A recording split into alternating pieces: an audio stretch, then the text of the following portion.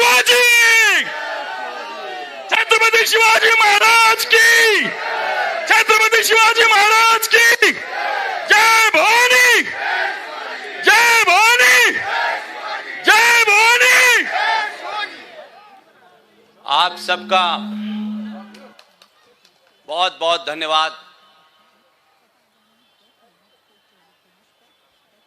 पहले तो मैं आज के प्रोग्राम के मुंतजमीन, आयोजक, मराठी समाज, उत्तर प्रदेश,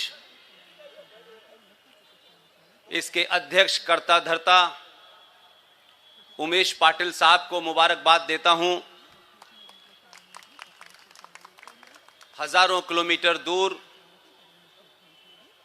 छत्रपति शिवाजी महाराज का ये दिन आप एक ऐसी जगह मना रहे हैं जिसे भारत के इतिहास में एक बड़े फ्रॉड के नाम से जाना जाता है और कहा जाता है कि ये भूमि गंगा जमुना तहजीब है। ये गंगा भी हमारी है और जमुना भी हमारी है और तहजीब किसकी आज तक पता नहीं चला। इसलिए उमेश जी और उनकी टीम को मुबारकबाद। और इस डाइस पर आपके शहर की मेयर बैठी हैं। आप जानते हैं कि मैं सत्ताओं से बहुत दूर रहता हूं, लेकिन मुझे इस बात की खुशी है कि आपके शहर की मेयर में वो बहादुरी है, वो साहस है कि वो मेरे भाषण के पहले उठ के नहीं गई।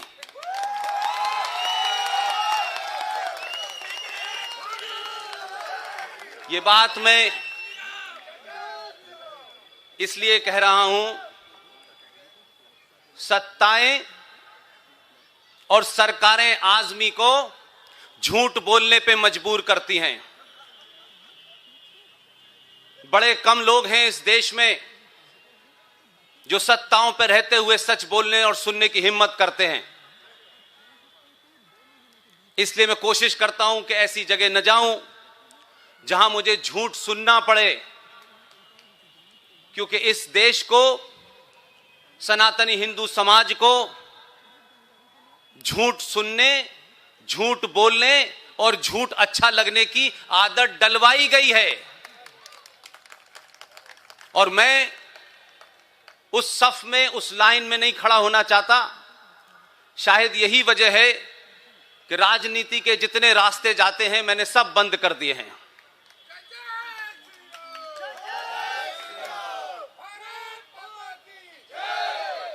छत्रपति शिवाजी महाराज के इस जयंती समारोह में छत्रपति शिवाजी महाराज क्या थे, उन्होंने क्या क्या किया, वो इतिहास में भी दर्ज है।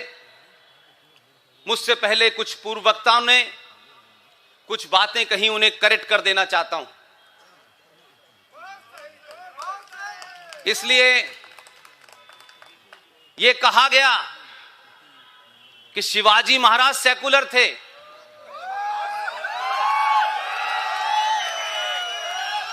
मेरी बात को तथ्यों पे सुनिए, मैं कोई बात रिटोरिक्स में, भावनाओं में नहीं कहता हूं। जब शिवाजी महाराज थे तब सेकुलर शब्द पैदा भी नहीं हुआ था। लेकिन सत्ताओं की बीमारी यह होती है कि राजनीतिक स्वार्थों के लिए आप ऐतिहासिक पुरुषों के लिए कैसा इस्तेमाल करते हैं। इसलिए मैं कहता हूं कि दुनिया में अगर सबसे बड़ा झूठ और फरेब हमारे इस तथाकथित आजादी मिलने के बाद अगर बोला गया तो उस शब्द का नाम है सेकुलरिज्म। इस सेकुलरिज्म की परिभाषा मुझे बताई गई कि भारत का जो संविधान है उसमें भी यह प्रेरणा शिवाजी जी से आई। मैं ढूंढने की कोशिश कर रहा हूं। मैंने 3-4 साल पहले अपने नौकरी को छोड़ा और यह राजनीतिक लेवल पे सत्ताओं को खुश करने के लिए जो आप जब झूठ बोलते हैं तो आपके निजी स्वार्थ पूरे होते हैं, लेकिन राष्ट्र का स्वार्थ समाप्त हो जाता है। मेरे लिए राष्ट्र बहुत बड़ा है, किसी का निजी स्वार्थ बिल्कुल भी कोई बड़ा नहीं है, वो कोई कितना भी बड़ा हो। इसलिए सेकुलर शब्द यूरोप की कल्पना से आया। यूरोप के अंदर जो उस वक्त के किंग हुआ करते थे, राजा हुआ करते थे, वो चर्च से चला करते थे। तो वहां इस बात की चर्चा हुई कि ये जो राजा है, जिसके पीछे चर्च एक डायरेक्शन देता है, कहीं ऐसा ना हो जाए कि जो लोग चर्च के नहीं मानने वाले हैं, नास्तिक लोग हैं या क्रिश्चियन नहीं हैं, उनके साथ अन्याय ना हो जाए। लिहाजा राजा का कोई मजहब नहीं होगा, राजा सेकुलर होगा, यह वहां से कल्पना चली। लेकिन भारत का इतिहास हजारों साल का यह बताता है कि भारत में हजारों संस्कृतियां आई, यहां आक्रांता आए, हर मजहब के आए, इस्लामिक आक्रांता भी आए, ईसाई आक्रांता भी आए। उसके बावजूद भी भारत की धरती ने कभी उनके मजहब के नाम से उनके साथ डिस्क्रिमिनेशन नहीं किया। यहां के समाज में, यहां के समाज की रगों के अंदर सेकुलरिज्म बहुत पहले से बहता है, जब दुनिया को सेकुलरिज्म की कोई कल्पना भी नहीं थी। लिहाजा आज इस जयंती पर जो भी युवा यहां मौजूद हैं, विश्वविद्यालय में हैं, छात्र हैं, उनकी बड़ी जिम्मेदारी है कि जो झूठ और पाखंड आपके साथ किया गया है, आप सिर्फ इतना ही करें कि छत्रपति शिवाजी महाराज को पढ़ते वक्त यह मान के चलें कि 712 में राजा दाहिर के बाद अगर कोई हिंदू राजा आया था, उसका नाम था छत्रपति महाराज शिवाजी। इसलिए उसको किसी रंग में और राजनीतिक स्वार्थ के लिए उसके ऊपर नए नए कपड़े न पहनाएं। इस सेकुलर शब्द का जब भारत की संविधान बन रहा था, दिसंबर 1948 में जो संविधान सभा के अंदर जितनी भी डेलिब्रेशन चल रहे थे, तब भी किसी साहब ने सेकुलर शब्द की बात कही थी। उस वक्त संविधान सभा में जब सेकुलर शब्द पे डिबेट आई, तो एक महान नेता ने खड़े होकर के कहा कि भारत की संस्कृति, हमारा सनातन किसी सेकुलर शब्द का मोहताज नहीं है। भारत की धरती में अनेक लोग आए, अनेक लोग बसे, उन्होंने अपने धर्मों मजहबों के हिसाब से अपने रीति रिवाज किए, लेकिन कोई डिस्क्रिमिनेशन नहीं हुआ। लिहाजा भारत के संविधान में किसी सेकुलर शब्द की आवश्यकता नहीं है। और ये जो हम भारत का संविधान बना रहे हैं, ये भारत सरकार कैसे चलनी चाहिए इसलिए बना रहे हैं। भारत का समाज कैसे चलेगा ये संविधान तय नहीं करेगा। इस डिबेट के बाद जो ओरिजिनल संविधान है, जिसको छुपाया गया, जिसको मिटाया गया, जिसको फाड़ के उसमें से कुछ पन्ने निकाल दिए गए, उस संविधान को, जो बाबा साहब अंबेडकर का संविधान था, उसे सन 1976 में कुछ राजनीतिक स्वार्थियों ने, सत्ता के लोभियों ने, और उस वक्त अपनी सत्ता को बीच में बनाए रखने के लिए कुछ लोगों का उन्हें वोट चाहिए था। इसलिए रात के अंधेरे में जब देश के तमाम नेता और बुद्धिजीवी जेल में थे, यकायक मैडम इंदिरा गांधी ने भारत के संविधान के प्रियम्बल में आपने सोशलिज्म और सेकुलरिज्म का शब्द डाला। और उससे बड़ा अपराध क्या किया जो आज भी जारी है। इसलिए मैं कहता हूं, शब्दों का चयन, शब्दों का उच्चारण बहुत महत्वपूर्ण होता है। और जो लोग उर्दू जानते हैं, क्योंकि लखनऊ शहर है, कैप्टन सिकंदर रिजवी जो हिंदू राष्ट्र शक्ति के संस्थापक हैं, मैंने सुना है वो भी यहां आए हुए हैं। उर्दू में बहुत छोटी सी बात है, शब्द का अनर्थ कैसे होता है। जिन लोगों ने उर्दू पढ़ी है वो इस बात को जानते हैं। अंग्रेजी में जिसे डॉट कहते हैं, उर्दू में उसे नुक्ता कहते हैं। अगर नुक्ता ऊपर लगा हो तो खुदा होता है, और नुक्ता नीचे उतर जाए तो जुदा हो जाता है। इसलिए ध्यान रखें, शब्दों के साथ खिलवाड़ न करें अपने राजनीतिक स्वार्थों के लिए। 76 में सेकुलर शब्द आया, उसका ट्रांसलेशन किया गया, उस वक्त के सबसे बड़े विद्वान जनाब एलएम सिंघवी साहब बहुत बड़े विद्वान थे, उनसे कहा गया कि सेकुलर शब्द का आप ट्रांसलेशन करें। मैडम इंदिरा गांधी ने यह काम उन्हें सौंपा। तमाम दुनिया भर की डिक्शनरी पढ़ने के बाद उन्होंने कहा सेकुलर शब्द का हिंदी में अगर कोई ट्रांसलेशन है तो पंथ निरपेक्ष होगा, धर्मनिरपेक्ष नहीं हो सकता।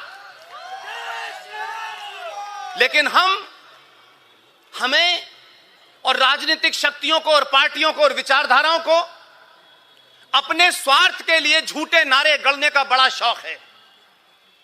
और एक समय था जब लोग राजनीतिक लोगों की तरफ ही देखते थे और ये मानते थे कि राजनीतिक लोग जो बोलते हैं अच्छा और बहुत महान बात बोलते होंगे।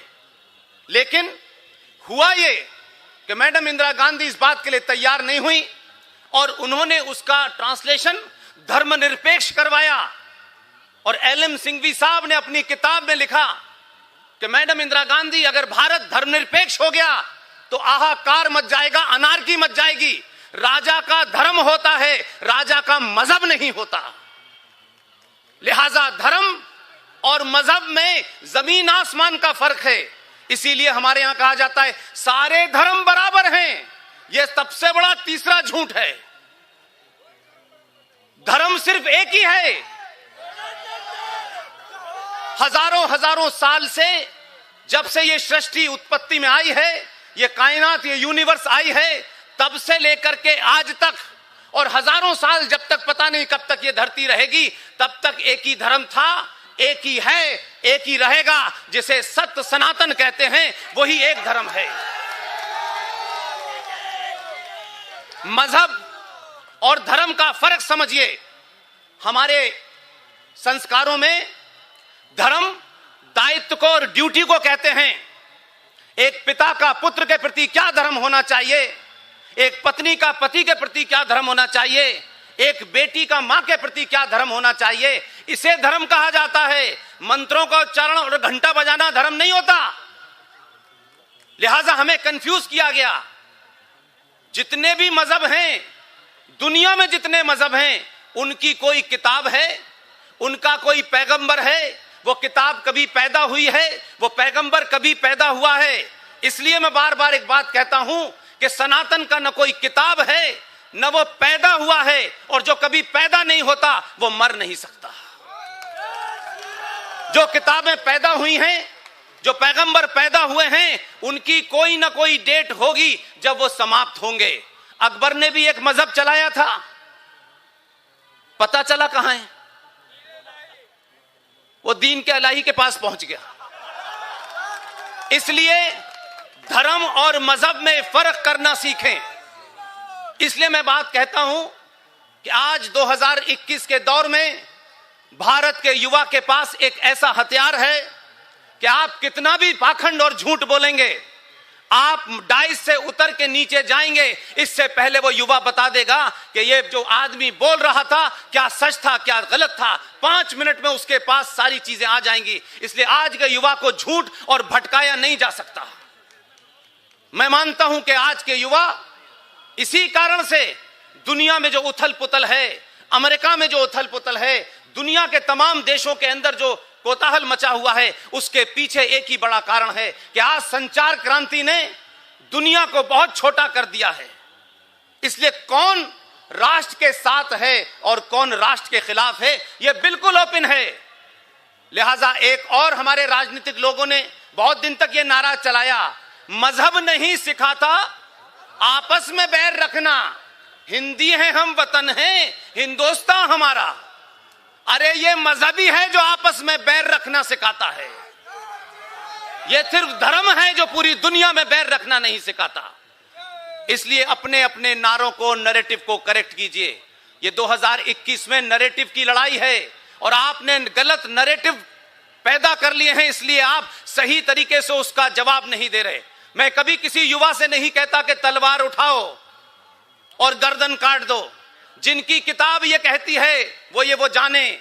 मैं आपसे कहता हूं कि आप अपने तर्कों से, लॉजिक से, रीजन से, रेफरेंस के साथ आप अपने दुश्मन को नस्ते नाबूद करें। अगर आप बौद्धिक रूप से मजबूत होंगे तो फिर आपको किसी हथियार की आवश्यकता नहीं होगी। एक डरपोक समाज, मानसिक रूप पे समाज पहले डरपोक होता है, फिर आप उसको कितना भी बड़ा हथियार दे दें वो चला नहीं सकता। लिहाजा मैं मानता हूं कि पिछले 70-80 सालों में इस इंडियन स्टेट भारत राष्ट्र के खिलाफ काम कर रहा था। इसलिए स्टेट में और नेशन में फर्क करना सीखिए। देश, राष्ट्र और सरकार 3 अलग अलग चीजें हैं। देश की परिकल्पना सिर्फ एक ज्योग्राफी के तहत होती है कि भारत एक भूमि का टुकड़ा है, उस टुकड़ी के तमाम उसकी सुरक्षा के लिए सेना लगी हुई है, एयरफोर्स लगी हुई है, नेवी लगी हुई है। लेकिन राष्ट्र क्या है?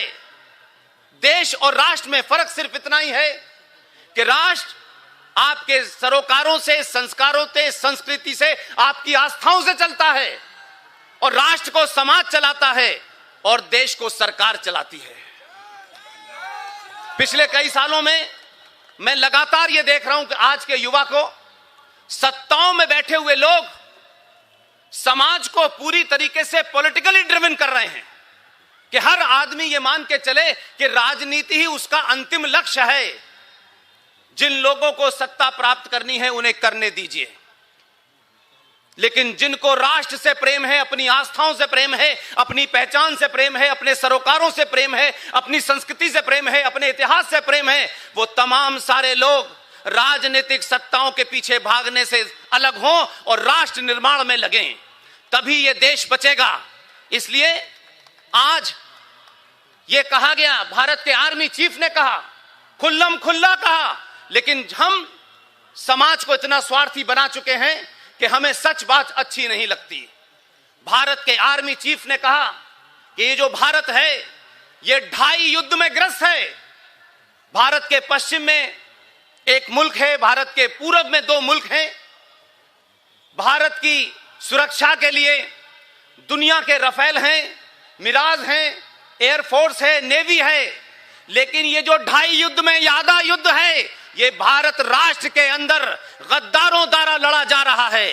ये टुकड़े टुकड़े गैंग द्वारा लड़ा जा रहा है, ये शाहीन बाग पे लड़ा जा रहा है, ये अलग अलग शक्लों में है। ये आपके कॉलेजेस में मिलेगा, ये इंटरटेनमेंट में मिलेगा, ये इतिहास में मिलेगा। इस युद्ध से लड़ने के लिए भारत राष्ट्र के हर नागरिक को लड़ना है। इसके लिए राफेल की जरूरत नहीं पड़ेगी, इसके लिए सेना की जरूरत नहीं पड़ेगी। और ये युद्ध आज भारत के सामने एक बड़ी चुनौती बन के खड़ा हुआ है।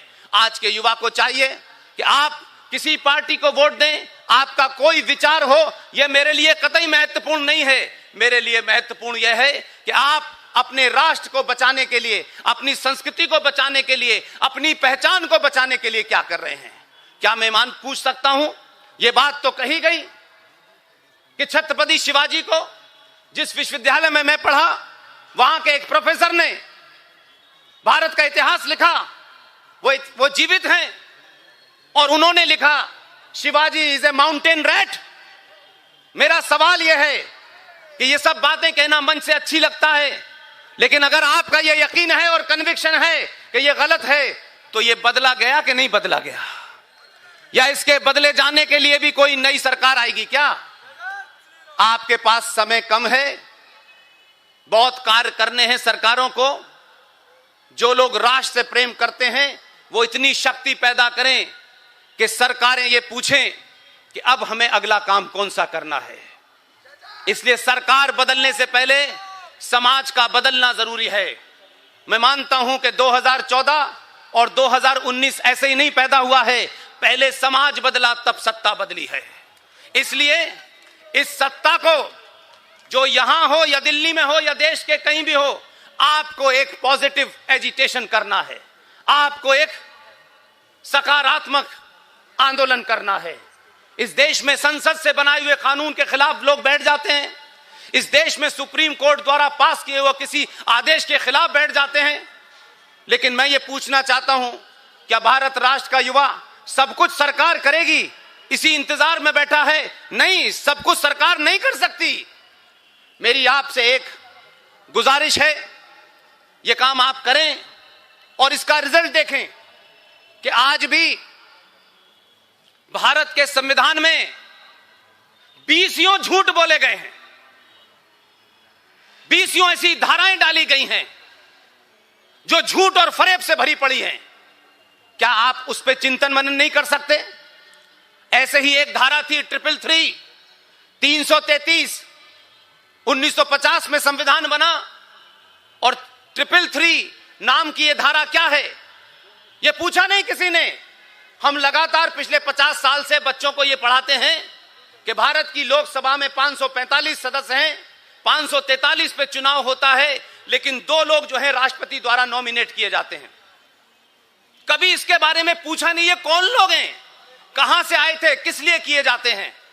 लेकिन मुझे खुशी है, मैं इसलिए बार बार कहता हूं, मंचों से ईमानदारी से बोलिए, आज का समाज सच सुनना चाहता है, झूठ सुनना नहीं चाहता। यही वजह है कि 2 साल पहले नासिक के अंदर इस मुद्दे को उठाया गया कि आखिर ये 333 नाम की धारा किस काम की है और क्यों डाली गई है। तब पता चला कि भारत जब यहां पे तथाकथित तौर पे आजाद हुआ, क्योंकि आजादी का कोई डॉक्यूमेंट भारत के आर्काइव में नहीं है, ना लंदन की लाइब्रेरी में है। ये भारत 1947 को ट्रांसफर ऑफ पावर हुई थी, आजादी नहीं मिली थी। लेकिन आप सोचिए कि वो ताकतें जिसे आप कहते हैं ये ब्रिटिश शासन था, मैं कहता हूं उस नैरेटिव को बदलिए। ये मुगलों का शासन नहीं था, ये इस्लामिक आतंकियों का शासन था, ये ईसाइयों की सरकार थी। आप उसे ब्रिटिश कह करके असली नैरेटिव से बदलने की कोशिश करते हैं। वो यहां से जाने लगे, जो ब्रिटिशर भारत में रह गए, जिनकी भारतीय महिलाओं से शादी हुई और वो यहीं उनकी संतानें उत्पन्न हुई, उन भारतीय महिलाओं से उन अंग्रेजों की उत्पन्न होने वाली संतानों को एंग्लो इंडियन कहा गया। मैंने सवाल किया नासिक के अंदर कि भारत में कितने एंग्लो इंडियन हैं जिनके लिए 1950 से आपने 2 सीटें रिजर्व कर दी हैं। उसका असर यह हुआ कि जब आप जोर से बोलते हैं, बिना किसी लालच के बोलते हैं, और आपका किरदार पब्लिक में है, वही पर्सनल होता है, तो आपको याद होगा आज से 6 महीने पहले भारत की पार्लियामेंट में भारत के कानून मंत्री ने इस पे बयान दिया, और बयान में यह कहा कि पूरे भारत में जो 2 सीटें राष्ट्रपति नॉमिनेट करते हैं एंग्लो इंडियन के लिए, इनकी टोटल जनसंख्या भारत में 262 है। मात्र 262 लोगों के लिए 2 सीटें राष्ट्रपति नॉमिनेट करते हैं। भाई, अंग्रेज चले गए, जो यहां रह गए थे उनसे उत्पन्न होने वाली संतानों का भी अब कोई वंश नहीं मिलता, लेकिन यह किस खुशी में 2 सीटें दी जाती हैं। भारत में हजारों समाज ऐसे हैं जिनकी गिनती लाखों में है, उनके रिप्रेजेंटेशन के लिए इन सीटों को बांट दिया जाए। लिहाजा इतिहास को पढ़िए, अपने सरोकारों को जानिए। मैं मानता हूं कि आप देखें कि संविधान को लेकर के बहुत चिंता है। आप एक आंदोलन करें, पूरे देश में करें, किसी सरकार के खिलाफ नहीं होगा, क्योंकि आप राष्ट्र के हित में यह आंदोलन करेंगे। मैं मानता हूं कि सरकारें जो होती हैं उनको भी समाज का डर होता है, सरकारें भी जानती हैं कि समाज क्या चाहता है। और आपने इस एक्सपेरिमेंट को 2014 में देखा और 2019 में देखा, और यही दबाव था कि सरकारों को लग गया कि हमको चुन के जिन्होंने भेजा है वो सड़कें बनाने के लिए नहीं भेजा है, पार्क बनाने के लिए नहीं भेजा है। इस बार उनको समझ में आ गया कि हमें चुन के जिन्होंने भेजा है राष्ट्र निर्माण के लिए भेजा है, इस राष्ट्र के सामने जो खतरे हैं उनको खत्म करने के लिए भेजा है। और आप ही का दबाव था कि सरकार, दिल्ली में बैठी हुई सरकार को इस बात का एहसास था कि 2019 में उसको 283 से 303 सीटें क्यों दी हैं इन सनातनी हिंदुओं ने। उनको पता था, इसीलिए उन्होंने वो कर दिखाया जो भारतीय संसदीय इतिहास में पहली बार हुआ। इसलिए मैं कहता हूं कि आप ऐसे लोगों को चुनें जो आपकी आकांक्षाओं को, आपके मुद्दों को, इस राष्ट्र के बचाने वाले मुद्दों को पास करने के लिए वो अपना सारा दिमाग लगाएं। धारा 370 हटी, 35A हटा। आप जानते हैं, ये बात मैं सार्वजनिक मंच से इसलिए कह रहा हूं कि आपको इस बात का खुशी होना चाहिए कि जब आप पिछले 70 सालों से सरकारें चुनते थे तो कोई ब्राह्मण के नाम पे चुनता था कि 2 मंत्री हो जाएं, 2 ठाकुर हो जाएं, 2 दलित हो जाएं, कुछ यादव आ जाएं। आपने आज तक सनातनी हिंदू होकर के वोट दिया ही नहीं था, इसलिए वही सरकारें बनी। और जब आप 2014 में बदले, 2019 में बदले, तो सत्ता में बैठने वालों को पता चल गया ना ये यादव का वोट है, ना ब्राह्मण का है, ना ठाकुर का है, ये सनातनी हिंदू का वोट है। इसलिए बता रहा हूं मैं, आपकी सामूहिक शक्ति का प्रदर्शन बताता हूं मैं, आपकी सामूहिक शक्ति का असर बताता हूं मैं, कि दिल्ली के अंदर जब धारा 370 हटाई जा रही थी तो बड़े सारे लोगों ने कहा कि इनका तो बहुमत नहीं है राज्यसभा में, तो बिना बहुमत के कैसे हट सकते हैं। लेकिन संसदीय प्रणाली में पहली बार एक बिल को राज्यसभा में ही लाया। इसलिए मैंने कहा बहादुरों को चुनिए, कायरों को मत चुनिए।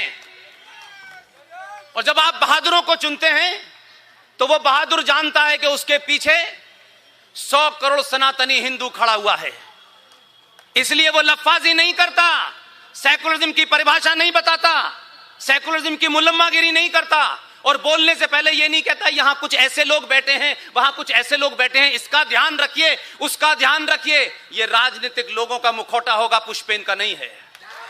मेरा इसलिए नहीं आया हूं, उमेश जी जानते हैं, उमेश जी जानते हैं, और पूरे देश में जो भी लोग मुझे समझते हैं उनको पता है, कितनी भी कड़वी बात होगी, कोई बैठा हो, शब्द वही निकलेगा। आपको अच्छा लगे बहुत अच्छी बात, नहीं अच्छा लगे खुदा हाफिज, कोई दिक्कत नहीं है। मुझे किसी का वोट नहीं चाहिए, मुझे किसी का समर्थन नहीं चाहिए। आपने जब चुना तो आपको अंदाजा होगा इस बात का कि 370 का बिल राज्यसभा में आया, और राज्यसभा में जिस सरकार का बहुमत ही नहीं था वहीं पास पहले हुआ। पूरा देश स्तब्ध है, ये कौन सी कलाकारी है। उसने भी इस संविधान की तमाम धाराओं का, मान्यताओं, परंपराओं का, संसदीय प्रणाली का सदुपयोग किया, और क्योंकि आपका दबाव था इसलिए उसने कहा कि कुछ भी हो जाए, इसी व्यवस्था में से मैं उन लोगों को, जिन लोगों ने मुझे चुन के भेजा है, मैं उनको ये बिल पास करके दिखाऊंगा। 2014 में आपने एक को भेजा था, उसने बड़ा समझाया, छोटे भाई का पजामा बड़े भाई का कुर्ता पहनने वालों को। उसने कहा मेरी बात मान लो, बहुत समझाया कि सब कुछ संविधान से चलेगा, संविधान से ऊपर कोई नहीं होगा, और जिसने भी संविधान से ऊपर होने की कोशिश की फिर वो ऊपर ही जाएगा। लेकिन ये नहीं माने, क्योंकि उनकी 70 सालों में आदत डाली गई है कि हम भीड़ तंत्र से इस देश की सत्ता को डरा देंगे, इस देश की पुलिस को डरा देंगे, इस देश की सेना को डरा देंगे। लेकिन 2019 में आपने उससे खतरनाक को भेजा, और जब ये बात आप करते हैं, इसका साइकोलॉजिकल मैसेज क्या गया, उनको समझ में आ गया कि ये सनातनी समाज जो हर एक से तारीफ की उम्मीद करता है, चाहता है कि हर एक के सामने हम पॉलिटिकली करेक्ट रहें। आपने पहली बार भारत के इतिहास में पॉलिटिकली इनकरेक्ट होना शुरू कर दिया। उसका नतीजा यह निकला कि राज्यसभा में जिस दिन बिल आया तो बिल में वोट डाला गए, बहुत सारे लोगों को समझ में नहीं आया। अपोजिशन का लीडर पीछे मुड़ मुड़ के देख रहा था, कहां गए वो लोग। बहुत देर ढूंढा, उसे पता ही नहीं चला कि लोग कहां गए। और वहां भारतीय जनता पार्टी और उनके जितने भी सदस्य थे वो पूरी गिनती में मौजूद थे। बिल पास हो गया। बिल पास होने के बाद शाम तक किसी को यह समझ में नहीं आया कि राज्यसभा में बीजेपी का बहुमत नहीं था, फिर यह बिल राज्यसभा में कैसे पास हो गया। आपने जिस आदमी को भेजा है, भजन कीर्तन करने के लिए नहीं भेजा, आपने जिसे भेजा है उसे मालूम है कि करना क्या है, समझदार है। इसलिए राजनीतिक लोगों से आप साधु वाला, संतों वाला व्यवहार की उम्मीद न करें। यह अलग समाज है। साधु संत राजनीति में जा रहे हैं और राजनीति के खिलाड़ियों से हम कहते हैं तुम्हें संत होना चाहिए। नहीं, राजनीति में चाणक्य जैसा आदमी होना चाहिए, जिसे पता हो क्या करना है। सावरकर जैसी सोच का होना चाहिए, छत्रपति शिवाजी महाराज की सोच का होना चाहिए। उस शख्स ने क्या किया कि 1 महीने पहले संसद की जो व्यवस्था है, उस व्यवस्था में भारत के नए नए चुने हुए, नए नए नॉमिनेट किए हुए मेंबर ऑफ पार्लियामेंट को बीच बीच में कि लखनऊ की नगर पालिका कैसे काम करती है, दिल्ली की नगर पालिका कैसे काम करती है, इसके अध्ययन के लिए कोई स्विट्जरलैंड डेलीगेशन जाता है, कोई नीदरलैंड जाता है। 2 महीने पहले उसने डेलीगेशन की घोषणा कर दी और कहा कि आप लोगों को नीदरलैंड जाना है, वहां पानी कैसे डिस्ट्रीब्यूट होता है इसकी आप स्टडी करके आए। वो भी नए नए थे, उन्होंने फौरन कहा हम जाने को तैयार हैं। और ये एक परंपरा है, ऐसे डेलीगेशन जाते रहते हैं। उसमें किसी साहब ने पूछा कि आखिर क्या बात है कि इस डेलीगेशन में कोई बीजेपी का नहीं है, तो किसी ने कहा कि मोदी जी का मंत्र है सबका साथ सबका विकास। और आप देखिए, ये खुले मन से कह रहा हूं, ये मैं जानता हूं कि सरकार के लोगों की अपनी बाध्यता होती है, संविधान उन्हें रोकती है। जिस दिन दिल्ली में 370 का बिल आना था, आपके आदमियों ने उन जो 50 लोगों को बाहर भेजा था, उस दिन लौटने की टिकट भी वहां से नहीं मिलती थी। तो पार्टी का अध्यक्ष ढूंढ रहा था कहां गए लोग, उसे पता ही नहीं था कि नीदरलैंड में घूम रहे हैं वो लोग। इसलिए इसी व्यवस्था में से बहुत कुछ बदला जा सकता है। अब कोई बहाना नहीं है।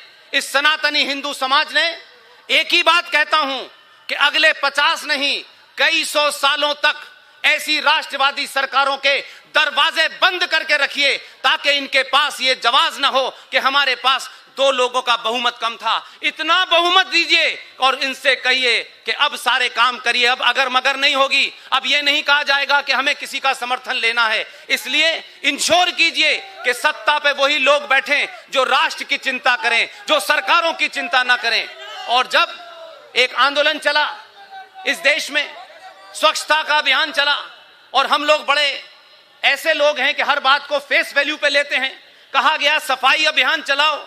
अरे सफाई अभियान का मतलब समझो मेरे भाई, सड़कों पे पड़ा हुआ कूड़ा तो पहले भी उठाया जा रहा था, चाहे 4 दिन बाद उठाया जा रहा था। यह देश का पहला ऐसा प्रधानमंत्री है जो अपनी कार्य प्रणाली से मैसेज देता है। यह चिल्लाता नहीं है, यह एक्शन करके बताता है। जब मैं ये कर रहा हूं, देश का संविधान की शपथ लेके कर सकता हूं, तो तुम एक आम नागरिक हो, तुम्हें तिलक लगाने, चोटी लगाने से क्या प्रॉब्लम है, तुम्हें मंदिर जाने से क्या समस्या है, यह मैसेज कोई नहीं दे सकता। इसलिए आज समस्या यह है, सिकंदर रिजवी मंच पे बैठे हैं, सिकंदर रिजवी साहब इसमें बैठे हैं मंच पर। इसलिए मैंने कहा कि संबंध इस बात पे नहीं तय होते हैं कि मेरी किसी बात से सिकंदर रिजवी नाराज हो जाएंगे। ये संबंध इस बुनियाद पे है कि सिकंदर रिजवी में सच सुनने की ताकत है। इसलिए कोई और नाराज हो कोई फर्क नहीं पड़ता है। सिकंदर रिजवी साहब बैठे हुए हैं इस हिंदुस्तान के अबू बकर से लेकर के अल बगदादी तक, ये जो पूरा पाखंड इस्लाम के नाम से हो रहा है। मैं पूछना चाहता हूं भाई, ये तय तो करें कि कौन सा इस्लाम चाहिए। क्या अबू बकर का इस्लाम चाहिए, या अली का इस्लाम चाहिए, या हुसैन का इस्लाम चाहिए, या बीबी फातिमा का इस्लाम चाहिए। भारत को अबू बकर अल बगदादी से खतरा है, इस्लाम से खतरा नहीं है। उस सोच से खतरा है जिन्होंने पैगंबर मोहम्मद के दामाद का कत्ल किया, जिन्होंने पैगंबर मोहम्मद के खानदान की हत्या की, जिन्होंने उनकी बेटी की हत्या की। और यह बात बताना भूलना नहीं चाहिए कि राजा दाहिर जो हिंदू राजा था सिंध का, उसने पैगंबर मोहम्मद साहब के खानदान को बचाने के लिए पूरा परिवार दांव पे लगा दिया। हम उस वंशज में से हैं, इसलिए हमारे बारे में आज कोई सेकुलरिज्म का सर्टिफिकेट न मांगे। हम बहुत पहले कीमत दे चुके हैं। इसलिए मैं मानता हूं कि आप सिर्फ एक ही काम करें कि एक राजा आया, 2014 में उसने, मैं ये तो नहीं कहूंगा मेरी तरह, मुझसे भी ज्यादा ईमानदार और खरी खरी कहने वाला था। इसलिए झूठ का पाखंड चला और भारत के राष्ट्रपति भवन में रोजे इफ्तार की दावतें होती थीं। सिकंदर साहब, रोजा मुसलमानों में सबसे मुकद्दस और सबसे ज्यादा पवित्र माना जाता है। रोजा किसी सैक्रिफाइस के लिए होता है। रोजे का राजनीतिकरण इस देश के मुसलमानों ने अपनी सियासी रोटियों सेकने के लिए किया, किसी हिंदू ने नहीं किया।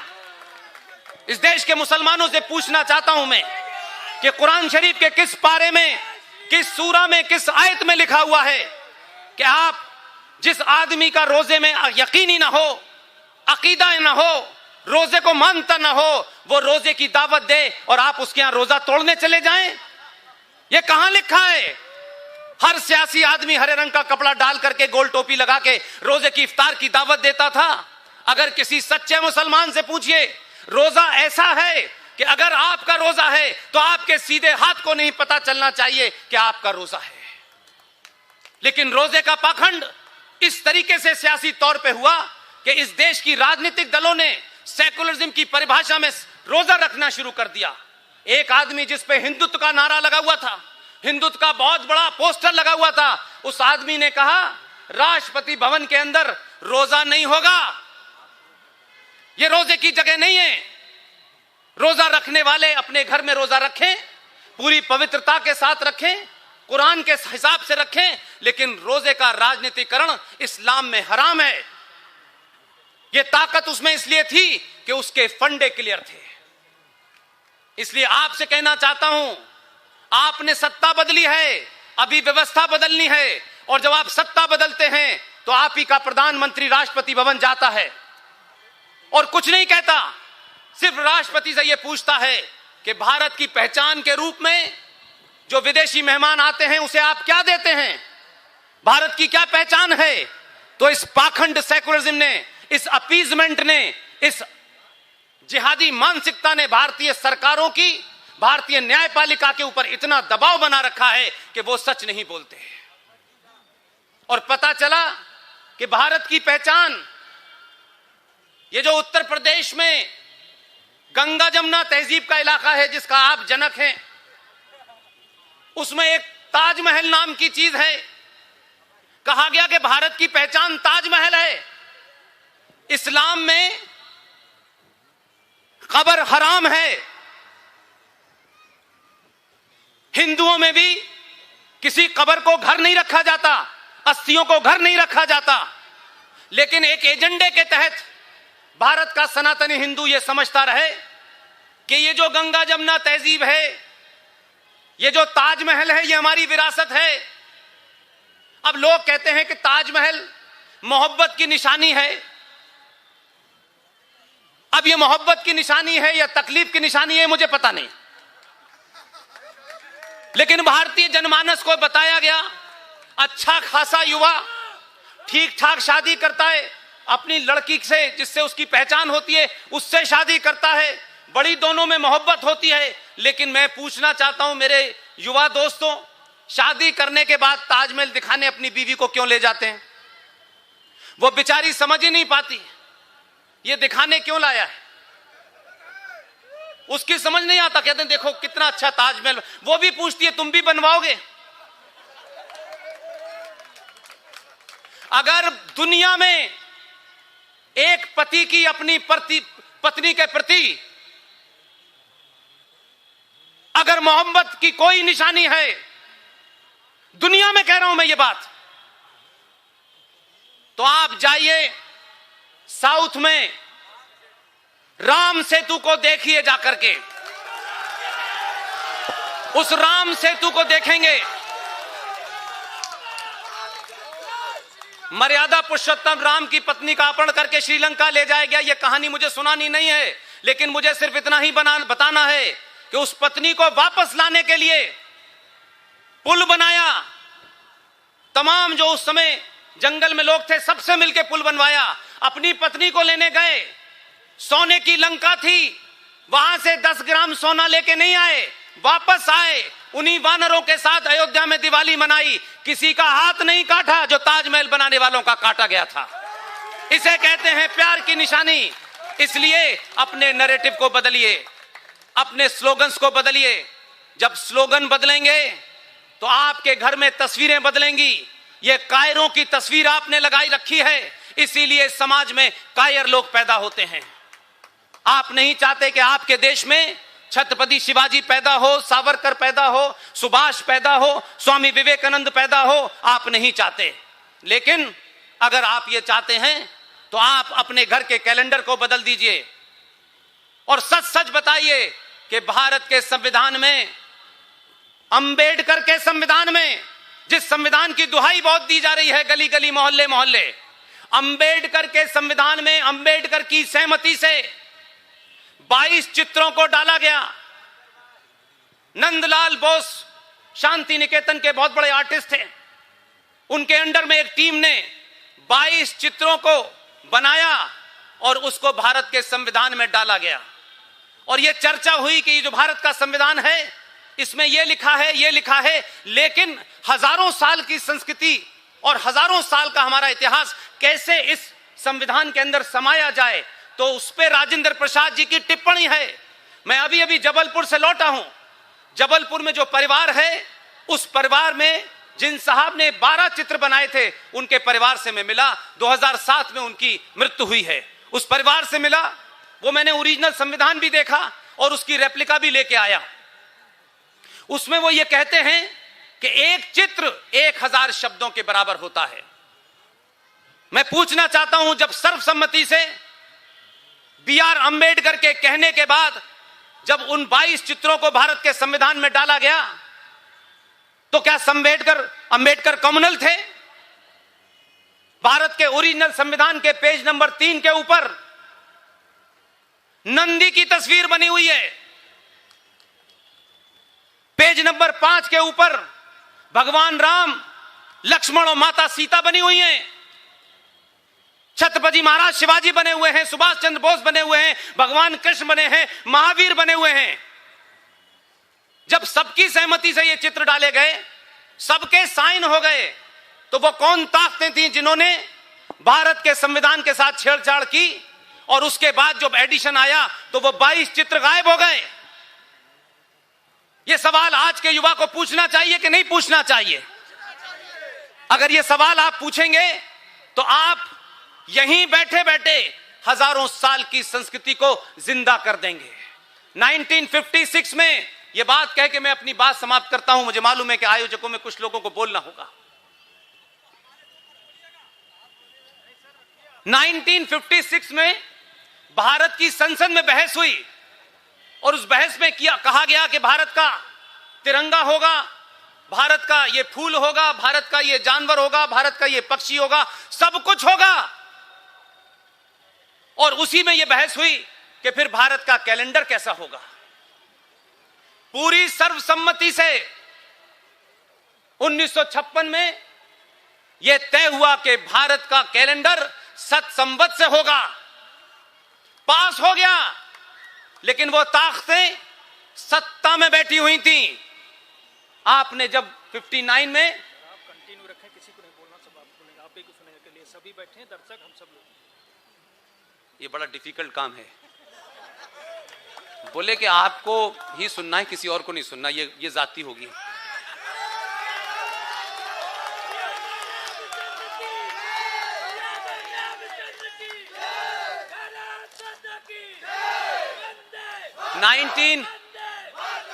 ये बातें बहुत छोटी छोटी हैं।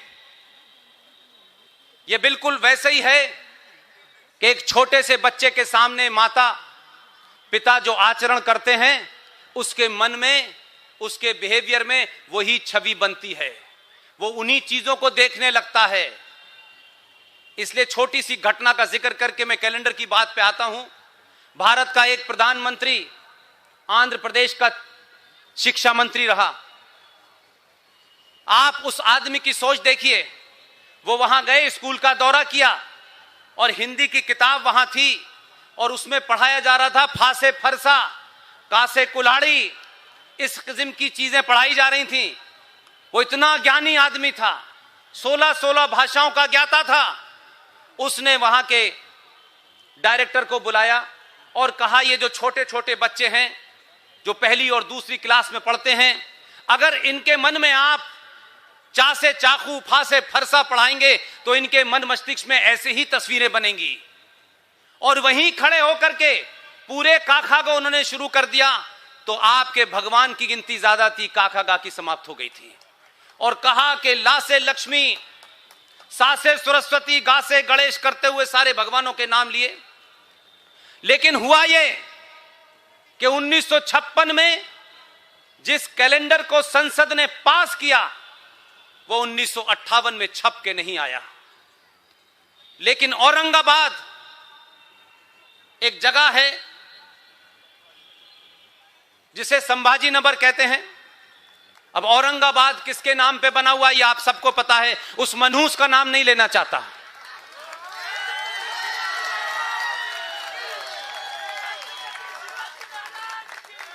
औरंगाबाद में 80-80 साल के दो बुजुर्ग, उस कैलेंडर को बनाने के लिए पैसा नहीं था उनके पास।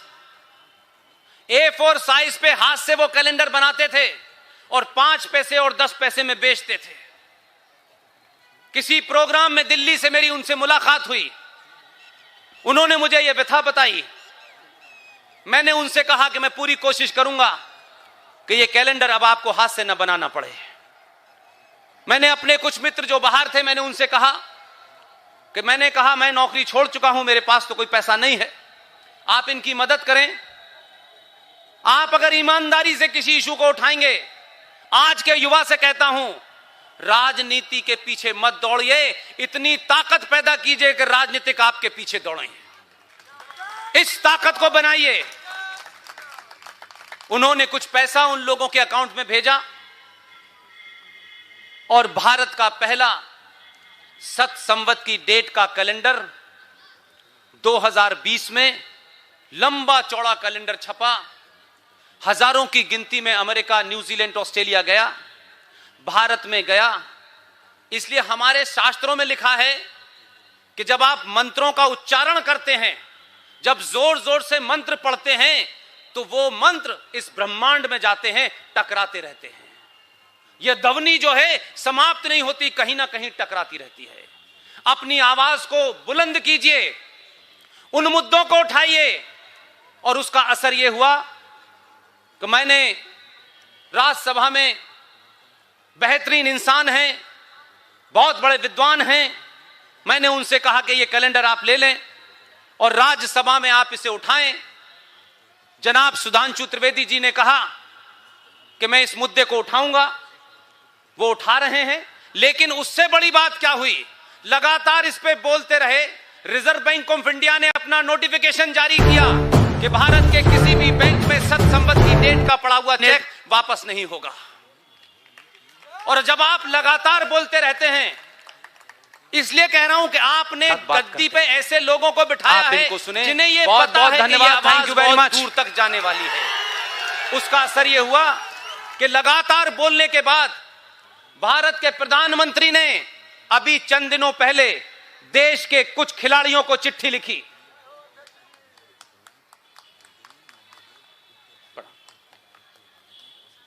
राष्ट्र प्रधानमंत्री ने जो देश के खिलाड़ियों को चिट्ठी लिखी, उस चिट्ठी में यह बदलाव आप इसलिए शायद नहीं देख पाते हैं कि आपकी निगाह नहीं जाती होगी। अपनी निगाह को वहां तक बढ़ाइए। अभी कुछ बदला नहीं बदला, नोटिफिकेशन आया नहीं आया, भारत के प्रधानमंत्री ने देश के खिलाड़ियों को चिट्ठी लिखी और उसमें जो डेट डाली उसमें लिखा सत संवत। बदलाव ऐसे भी हो सकता है जो आपके हाथ में है। हर काम सरकार नहीं कर सकती, सरकार की मजबूरियां होती हैं।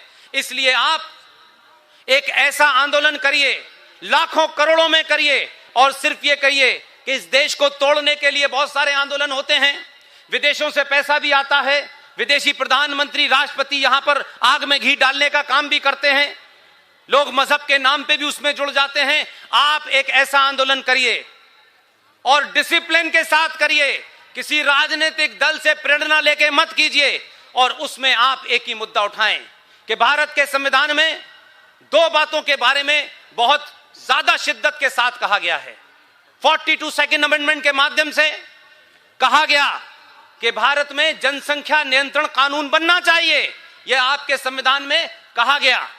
उसी संविधान में कहा गया कि यूनिफॉर्म सिविल कोड जो भारत के तमाम लोगों को एक निगाह से देखेगा।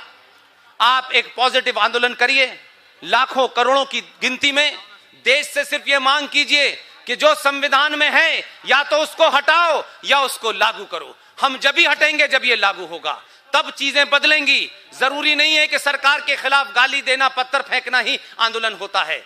लिहाजा मैं आपसे विनती करता हूं कि आप राष्ट्र के लिए जिए।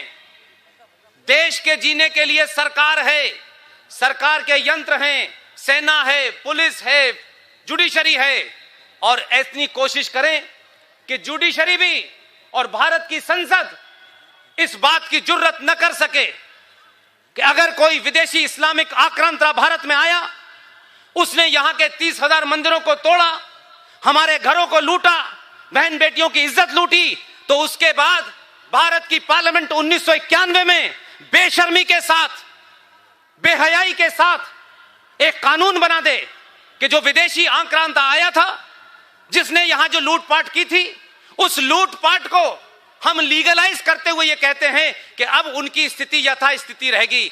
भारत की पार्लियामेंट को इस बात का अधिकार नहीं है कि विदेशी आक्रांताओं द्वारा इस देश को लूटने के बाद आप कोई कानून बना दें कि ये लूट जस्टिफाई है। 1991 का प्लेसेस ऑफ वर्शिप एक्ट इस देश के हिंदुओं के खिलाफ सबसे बड़ा षड्यंत्र है। आपने कैसे कह दिया कि 15 अगस्त 1947 को जो 30,000 मंदिर टूटे हैं उनकी यथास्थिति ऐसे ही रहेगी? ये तो आप ऐसा हो गया कि किसी का घर लूटें और सुप्रीम कोर्ट कहेगी यथास्थिति ऐसे ही होगी। ये ऐसा नहीं हो सकता।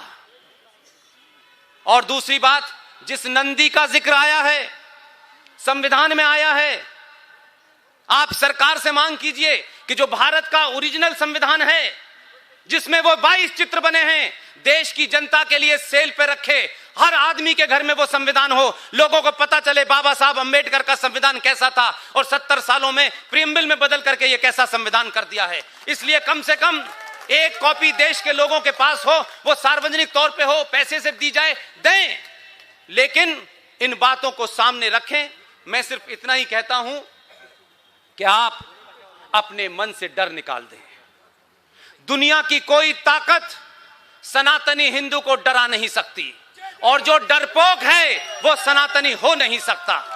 आप एक ही काम करें, सत्ताएं जो हैं, मैं बड़े खुले मन से कहता हूं, ऐसा नहीं है कि मैं, यहां कुछ मंत्री आए थे, पार्टी के अध्यक्ष भी आए हैं, मेरी वाणी किसी राजनीतिक दल से नहीं तय होती। मैंने पब्लिकली कहा है कि 2014 में और 2019 में जिनका दिल नहीं भरा था, जो समझ रहे थे कि गुजरात से आए हैं मीठा खाना खाते हैं, आपने, उत्तर प्रदेश की जनता ने आपको मुबारकबाद इसलिए देना चाहता हूं, अपने सही हीरो चुनिए। जो लोग 2 को भी नहीं समझ रहे थे, आपने उत्तर प्रदेश में तीसरा भेज दिया है। ऐसे ही दबाव बना के रखिए, ऐसे ही लोगों को सत्ता पे बैठाइए जो आपके राष्ट्र की चिंता करें, और जो इस देश को तोड़ने वाले हों उनकी कमर तोड़ दी जाए। आप लोगों ने मेरी बात सुनी, आपके प्रदेश के भारतीय जनता पार्टी के अध्यक्ष यहां मौजूद हैं। मुझे लगता है कि मेरी वाणी को मुझे विराम देना चाहिए, मुझे उनका सम्मान करना चाहिए। मैं निजी तौर पे भी उनका बड़ा सम्मान करता हूं। स्वतंत्र देव जी, जो इनका नाम है उसी स्वतंत्रता के साथ बात करते हैं, आप इनको सुने। बहुत बहुत धन्यवाद, थैंक यू वेरी मच।